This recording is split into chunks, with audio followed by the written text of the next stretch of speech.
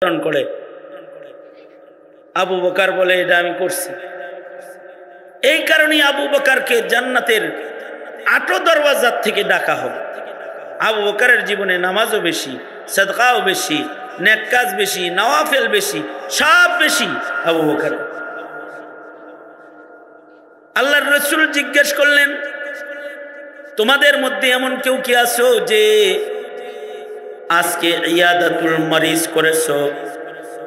তার মানে হলো মহল্লায় যদি কোনো অসুস্থ রোগী থাকে, এই অসুস্থ রোগীর দেখভাল করা এটা একটা বড় ইবাদত। কেউ যদি অসুস্থ রোগী দেখতে যায়, রোগীর খবর লয়, তার জন্য রহমতের ফেরেশতারা 70,000 রহমতের ফেরেশতা তার জন্য দোয়া করতে থাকে।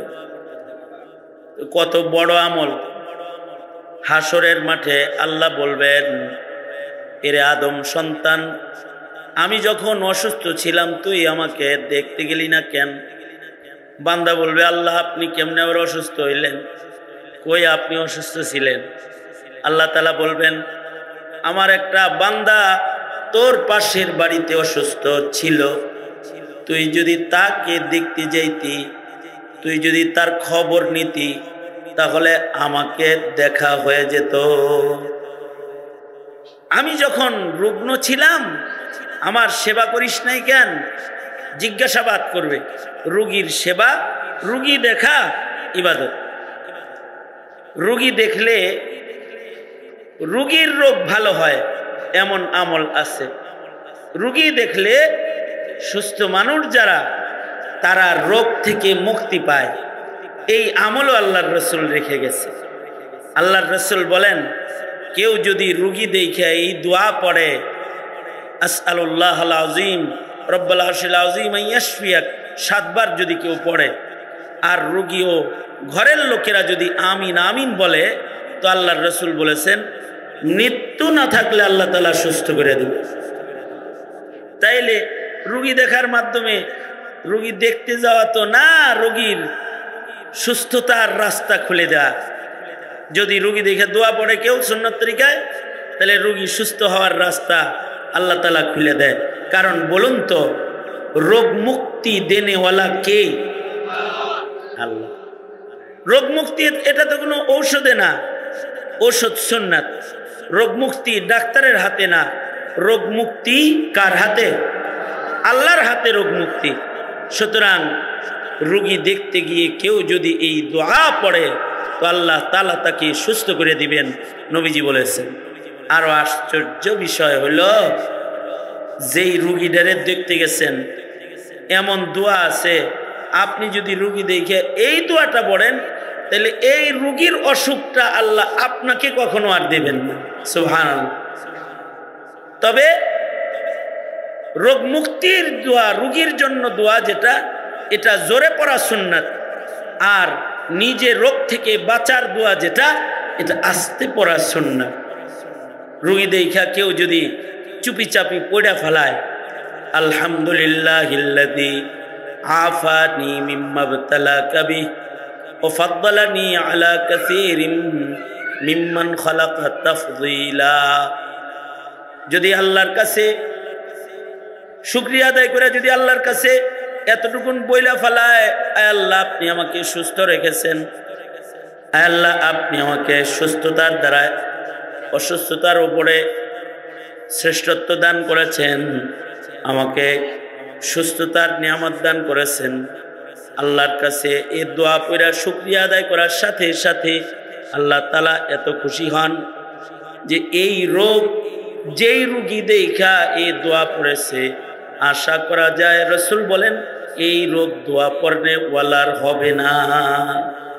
তাইলে রোগী দেখে খালি রোগীর উপকার না, যে দেখতে যায় তারও উপকার, যে দেখতে গেল তারও উপকার।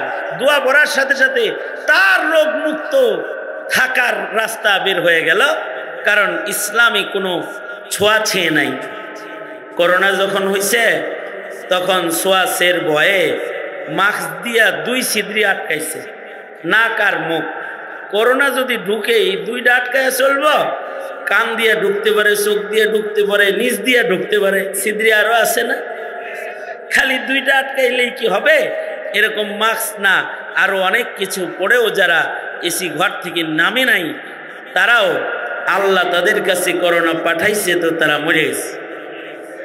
কিন্তু করোনার সময় হসপিটালে ডিউটি করছে, তাকে করোনা স্পর্শ করে নাই, তাকে হেফাজত করেছেন কে? জোরে বলেন, কে করছে? আল্লাহ তাআলা হেফাজত করেছে। সুতরাং দাফন যারা করেছে, উলামায়ে কেরাম করোনা রোগীর দাফন করেছে। রোগীর ছেলে, রোগীর ভাই লাশের কাছে যায় নাই। কেন? হে রে যদি আবার ধরে, আর হে যদি মরে, এই ভয়। হ্যাঁ, আর দোয়া কালাম পড়া আলেম ওলামা, ইমাম, মুয়াজ্জিন, খাদেম, তলবে ইলম, তারা দাফনের কাজ করেছে। আল্লাহ তাআলা তাদেরকে হেফাজতে রেখেছে। সুবহানাল্লাহ। সুতরাং রুগী দেখা এটা তো অনেক ফজিলতের কাজ। রুগী দেখছে কি দেখে নাই, এইটা মহান আল্লাহ নিজেও জিজ্ঞাসা করবে হাসরের মাঠে। এই, আমি অসুস্থ ছিলাম, আমারে দেখলি না কেরে? বান্দা বলবে, আপনি কই অসুস্থ ছিলেন আল্লাহ? আল্লাহ বলবে, তোর পাশের বাড়িতে আমার বান্দা অসুস্থ ছিল, তারে দেখলেই আমারে দেখা হইত। সুবহানাল্লাহ। আল্লাহর রাসূল জিজ্ঞাসা করলেন, সাহাবায়ে কেরামদের মধ্যে কেউ কি আসো যে আজকে ইয়াদাতুল মরিজের আমল করেছো, আজকে রোগী দেখছো, এমন কেউ কি আসো নাকি? সবার আগে আবু বকর, এখানেও অগ্রগামী, আবু বকর হাত উঠায় বলে, আল্লাহর রাসূল, এই আমলটাও আজকে আমি করছি। তার মানে আবু বকরে এমন কোনো আমল সামনে দিয়ে যায় আর ওই আমলটা আবু বকর করে না, এমন আবু বকরের হয় না। তাহলে আবু বকরের নেকি তো বেশি। হযরত আয়েশা সিদ্দিকা ভাবতেছেন, আল্লাহর রাসূলকে যেহেতু এই জিজ্ঞাসা করেছি যে এমন কেউ কি আছে যার নেকি গোনা যাবে না, অবশ্যই সরওয়ারে দো আলম এখন বুঝি আমার বাবার নাম বলবেন। জিগাইলেন আল্লাহর